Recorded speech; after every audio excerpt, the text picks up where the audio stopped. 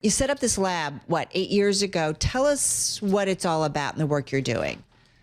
Thank you so much, first of all, summarizing my work very elegantly.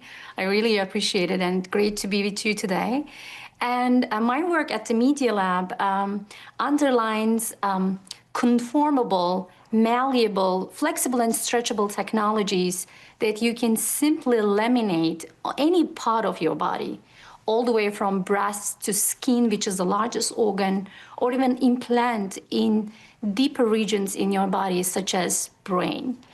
And we need to do that because imagine we live in an ocean of physical patterns, heart rates, respiration, neuronal activity, and all this information, biological language that I call, contains information inside. And we need to create technologies which can have intimate integration with your body part to extract this biological language and simply like a Google translation, translate the biological language into electrical language so that we can create a smart interface between individuals as well as medical doctors who can do interventions in a smart and personalized way. When you talk about interventions, what we're talking about is essentially helping people cure disease or live longer, healthier, happier lives. But specifically, the technology that you're working on, what does it address? Like, what is the hope that it solves? Great question. First of all, this project, which is a conformable ultrasound technology to empower women to enable early breast cancer detection, is a multi-year project. It's not we do it like within a night or so. So I would like to emphasize the dedication, the efforts that we all put together with a diverse team of students, collaborators, and so on. And this technology is a technology which can be a part of your personal bra, and you can wear it, and while drinking your coffee, within sub-seconds, it can tell you any anomaly with pinpoint accuracy and with the coordination. And you may ask, why this is important? It is important because half of the population, which is women population, has a long-lasting problem that needs to be addressed, which is breast cancer. And current standard care of screening is mammography. And if Carolyn experienced this, it's a very painful technology. It's not fun. It's lousy. I'm just going to put it out there. It's not fun, exactly. It smashes very personal part of yourself. And plus, it doesn't work perfectly on me because I have a high breast density. I am 40 years old, so I need to have an adjunct technology, which is ultrasonography.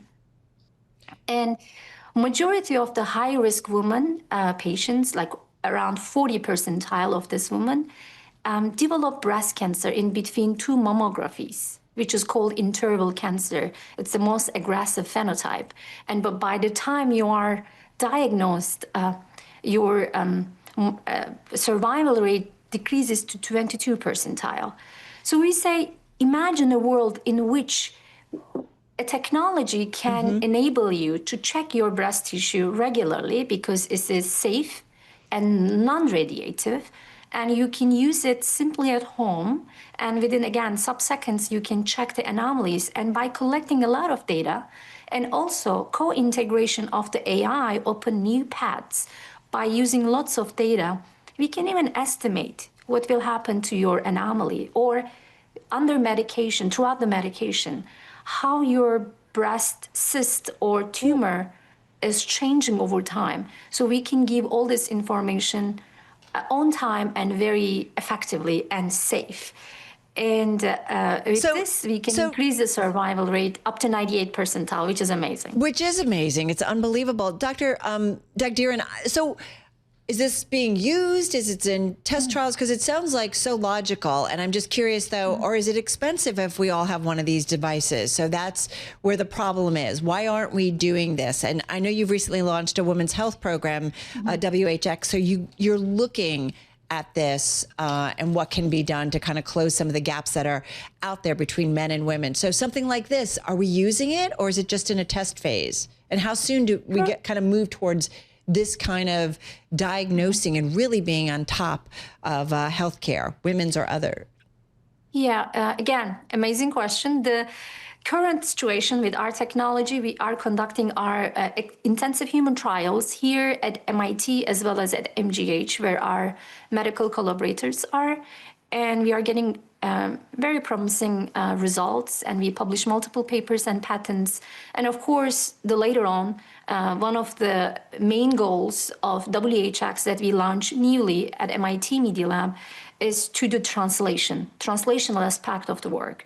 Of course, as a researcher, writing a paper, raising new generation of students, and the patents, writing the patents are great, but it's not enough. So we really want this technology to be real in the market and used by the people who are in need. And with our best estimation, of course, with the substantial financial support to run our experiments and do the trials, we hope this technology will be available less than 4 to 5 years.